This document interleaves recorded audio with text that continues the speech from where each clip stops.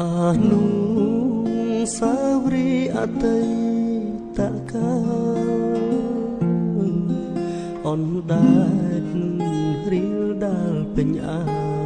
រម្មណ៍ខ្ញុំការពិតបច្ចុប្បន្នលេចឡើងលាយឡំដួងចិត្តក្រៀមក្រំលោកធំល្វឹងល្វើពីបាងទទួលតែជាការពិតមិនដែលនឹកគិនថាកាត់ឡើងឡើយរឿងរ៉ាវជីវិតកាត់មានបញ្ហាអានុ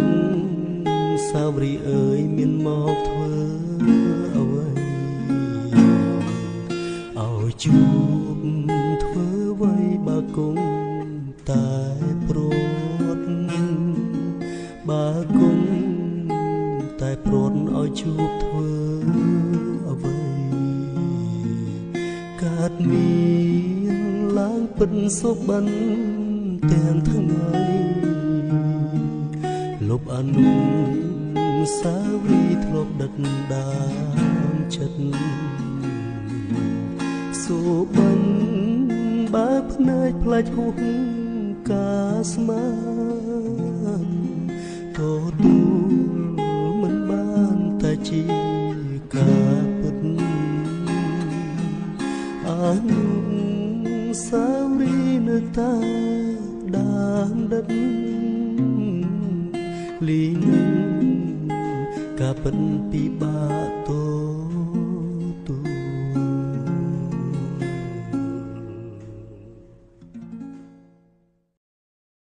អានុ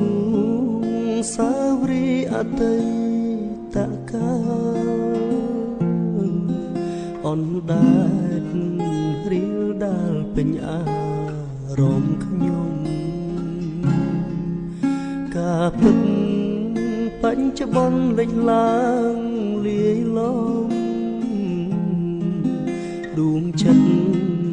ក្រៀមក្រំលោកធំល្វឹងល្វើពីបាងទទួលតែជាការពិតមិនដែលនឹកគិនថាកាត់ឡើងឡើយរឿងរ៉ាវជីវិតកាត់មានបញ្ហាអានុសាវរីយ៍អើយមានមកធ្វើអ្វីឲ្យជួបធ្វើអ្វីបើគង់តែព្រួតបើគង់តែព្រួតឲ្យជួបធ្វើអ្វីកើតមានឡើងពិនសុបិនទាំងថ្ងៃលុបអនុសាវរីយ៍ធ្លាប់ដិតដាមចិត្តសូបាញ់បើភ្នែកផ្លាច់ហួសការស្មានទទួលមិនបានតែជាការពិតអានុសាវរីយ៍នៅតែដាមដិតលីងការពិតពិបាកទូ